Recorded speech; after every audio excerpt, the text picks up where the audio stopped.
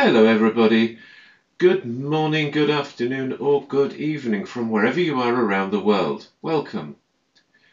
This video is another one in the series of supplementary videos to the Program DPro course, and I thought it would be helpful to look at a topic which gets forgotten about sometimes or occasionally underplayed, and it's actually difficult and I think really important, and that's culture. And it can seem really hard because you're managing a program and it can feel like herding cats. Everybody is doing their own thing, people are moving in different directions, you've got different projects, different project managers, you've got staff turnover, you've got awkward stakeholders, they might be external, they might be internal, and you're doing all of this. And at the same time, you've got things changing in the context around you. There could be political, socio-economic changes, whatever, or a major emergency. So all of this stuff is going on. So it's really hard, but it's important. And you think about it this way. If you, as the program manager, are not actively influencing the culture in the program, who is? And what then happens is that existing cultures will start to dominate and maybe clash. So you might have one project which is, well, there's quite a supportive way of working. In another one, it might be quite dictatorial. Partners might start to work in different ways. What about the support services? What about the stakeholders, the internal ones, the external ones? So it can become very confusing really quite quickly. And I think this is a particular problem for new program managers. So typically, you've managed projects. Now, as you know, a lot of project management is all about making sure that we are in control as much as possible. Time, scope, cost. We know about the triple constraint. We're trying to keep this balanced. We're trying to make sure that we control the project and it's not the other way around. So suddenly you've got all of these moving parts, and you've got the moving parts in the projects, but now you might have several projects and all of this change happening, and it can be very tempting to revert back to a sort of a command culture.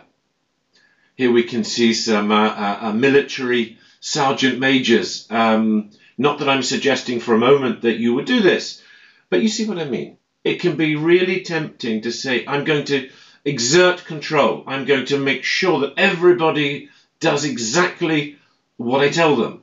And actually, that is really dangerous. And you don't like to be managed like that, and nor does anybody else. And then what can happen is that people can just entrench their behaviours or stop performing.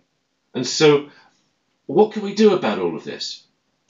Well, here is a model, and it's from McKinsey, which is talking about how do we get people to change their minds? How do we get people to change behaviours? And so, and you can see this here on the screen. It's a fairly simple model, and it talks about, role modeling, fostering understanding, and why it works. And obviously you can look at this and you can read it. But I thought some ideas about this might be helpful. So let's start over here, where we're looking at a understanding, conviction. And for me, I think vision is incredibly important. Why are we doing this program? How can we express that simply? What's the change story that you can express very simply, convincingly to all of the people in the program, internal, external, so people can understand why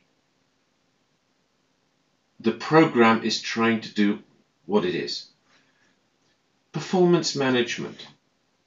Now, this can be quite hard, especially for new program managers, because you will be managing the performance of project managers who may be managing performance in their own projects.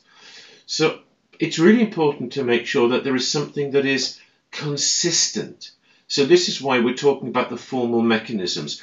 What is the project management culture? What are the tools we're all going to use?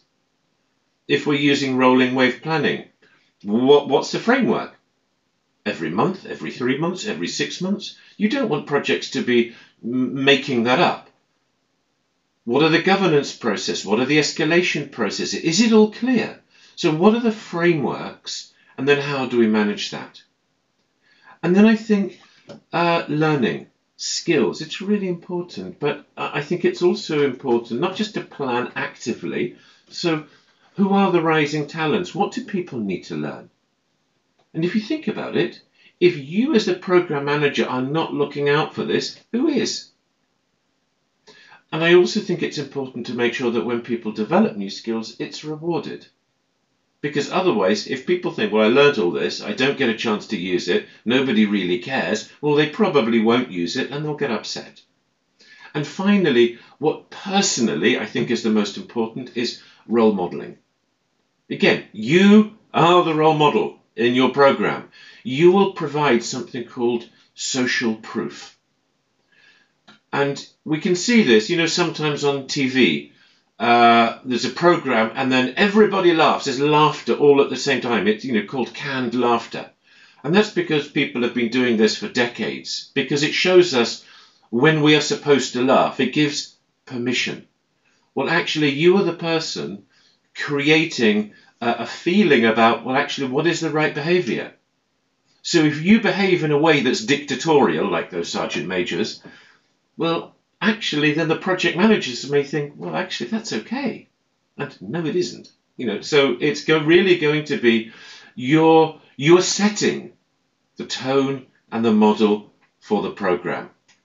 So that sounds quite difficult. So here's a little model of change, and it's around how we develop our competence. So the first thing is to be clear, where are your strengths and weaknesses? So once you know that, you've then got to experiment and learn, and things go wrong, and that's okay as long as we learn. So if, for example, you're trying to delegate more,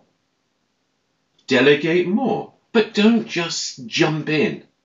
If something goes wrong, look at it, work it out with the people you're delegating to, and it may be painful, but then you'll learn. And that way you will develop your competence over time. But the point here is it's an active process.